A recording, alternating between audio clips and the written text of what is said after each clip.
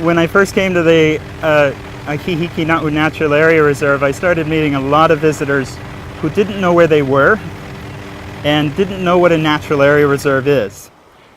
In addition to that, when we asked them, and myself and my volunteers and staff said, "So how did you get your information?" Almost everyone said, "The guy who works at the hotel, my concierge, the guy at the gas station, at the restaurant, at the dive store." So the information about the area is getting out to people through others in the community. And then of course they would hold up guidebooks, some of which don't have a lot of accurate information in them. We started understanding that people don't really come to the Natural Area Reserve because it is a Natural Area Reserve. They come because they want to do one thing. In fact, they come to the entire shoreline for whatever activity they're interested in.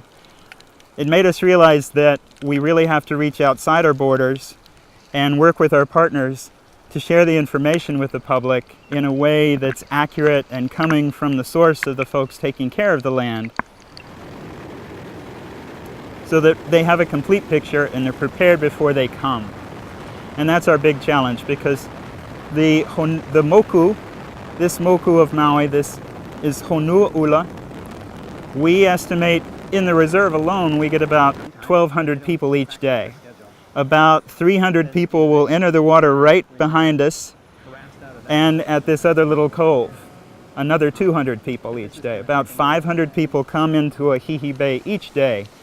And so if we can reach them before they come, so that they have the right skin protection and sunblock instead of sunscreen, they don't bring a drone, or they don't come expecting to walk their dog and play ball.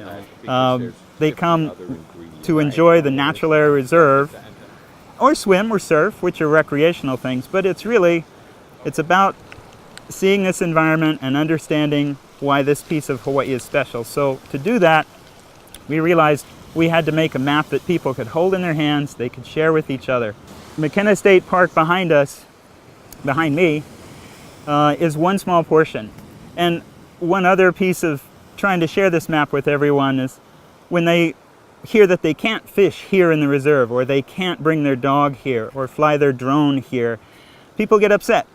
They say, "Wait, isn't all of the coastline in Hawaii open to everything?" And that's actually not true. So we're just trying to educate folks on the fact that with so many people coming to this region of Maui, probably in the stretch of the map, probably we're looking at about 8,000 to 10,000 people each day come to this tiny portion of Maui. We try to help people understand the collective impact that we all have, and that's going to keep growing. We're not asking more people to come, but they will keep coming. And in order to protect this place, we've got to get people on the same message and on the same page with us about how to take care of it. The map area pretty much begins at the end of Wailea and some of the popular spots there. On the map, we've got 16 site locations pinpointed that people are always asking us, where is this place? We thought we were at X, Y, and Z. It goes from there through the reserve and then ends in Keoneoio or La Perouse Bay. So this map will be our chief outreach tool to reach people before they come. And our big dream is that people in the community who are residents will use it to teach the visitors they work with. On Maui, almost everybody in one way or another encounters visitors and gives them advice, even if they're not in the visitor industry, so to speak. So we have a grant from Hawaii Tourism Authority to help print us this first run. We're planning on printing about 30,000, and a number of those will be laminated, and those will be given to dive stores, hotel concierges, restaurants. We're going to work our way back through Kihei, Wailea, and McKenna through this whole corridor and give these to businesses so they can use these for their staff training. Ideally, we hope that people look at this map and realize that the reserve is less than 2.5% of Maui's entire coastline. We wish it was more, but it's a small price and a small piece to say we want this to stay Hawaii, we want this to stay natural. It's the the only natural area reserve in the state of Hawaii that includes the ocean.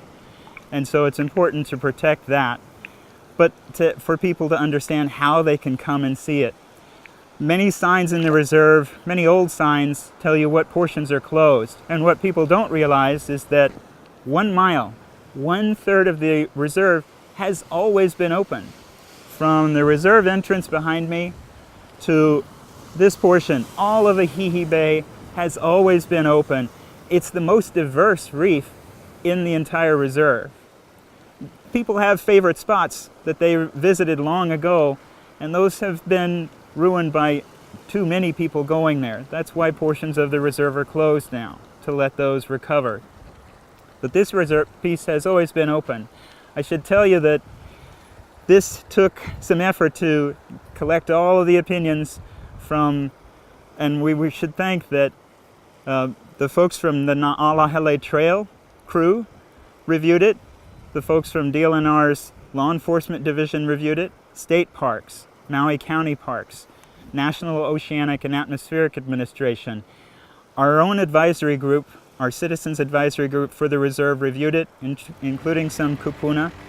And one unique thing you'll see on the map, when people start using it, they may look at it and say, I don't know where that is, I know it by nickname X. Only traditional names have been used on this map because it's our responsibility to perpetuate those names which have historic value and can teach us about the land. So it will be disappointing to some people who want to find the place they know of under a certain nickname. But nicknames change over time. I've been on Maui almost 30 years and I've heard the nicknames come and go. On this map we're using the traditional names that were placed here by some very wise folks for a reason.